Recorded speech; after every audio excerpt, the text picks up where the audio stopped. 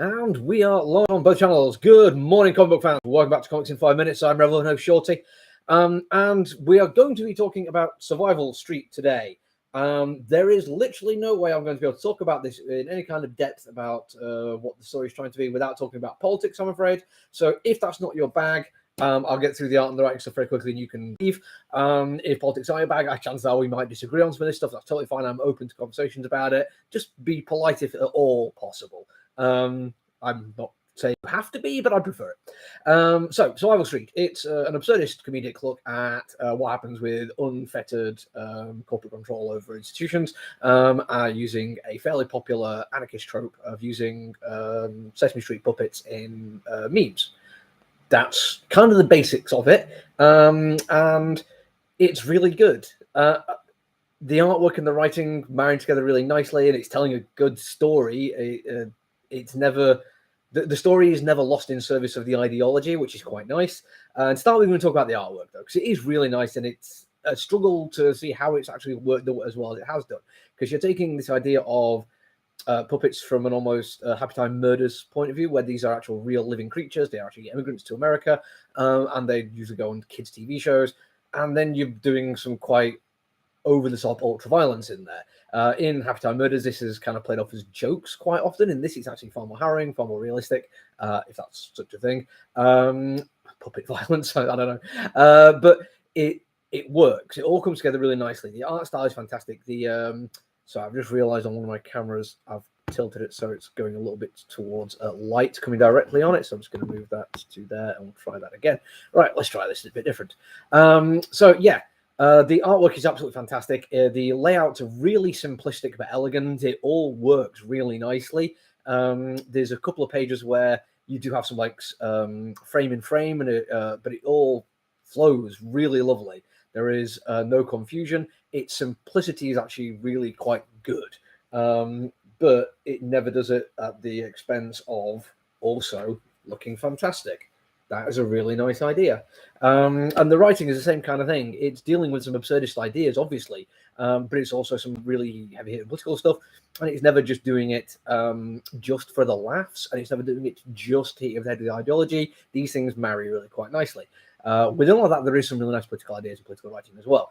For instance, one of the people in the anarchist cell, one of the giant Muppets, giant hippo Muppets, does not carry guns, even though things have gone wrong, and several other people do have guns and explosives. And she says she's always worried that something might go wrong. There's a response like, well, something has gone wrong. But it's pulled back fairly quickly, and the Muppet who says it, Puppet who says it, kind of apologise, be like, yeah, it's actually okay, you are important to the kids, they look up to you. Make sure they get safe. I'm going to do something about this, but if I do die, make sure I don't end up in landfill. And that is a very nice way of framing it, because I think a more heavy-handed, an obvious kind of thing to do would be to use this as a way to hit the left for being kind of wishy-washy and bleeding heart, and just being like, oh yeah, even in a situation where violence may be called for, there's still people who just refuse to do it, and they don't understand how important it is to break through from oppression. But they don't hold that against this puppet. Instead, they see it as an actual reasonable thing that in a time when violence is called for, you should not just expect everyone to go along with it. People still have a right to freedom of expression in whatever way they see fit. And this giant hippo actually ends up saving these kids by smashing somebody through several walls, actually engaging in violence, but only as a necessity and never with something which takes it beyond her control. It's really nicely done. There's also some quite good moments of questioning whether or not what they're doing is right. It doesn't just go straight in and say this is the way things are, so this is the only response. It does give a little bit of an argument from the other side. It's not a very compelling argument for the most part, but it exists, and it can be enough to make people think some unpleasant things that they'd rather think of. Probably the only criticism I have for it, and it's not a real criticism, is sometimes it is a little bit OTT, and the humor can really push that even further because they're going to extreme measures. What absurdism does, it's really nice. I like it. But when I was reading Not All Robots, I was doing the similar kind of thing, and that comedic style mixed in with it, I felt kind of it could have taken away a little bit from the message. I don't think I was right in that, though. Having read it again recently as an overall work instead of reading it monthly, it flows really nicely, the jokes land better, and it makes a lot of sense. Also, it won an Eisner for best comedy, so my opinion on that one was almost certainly wrong.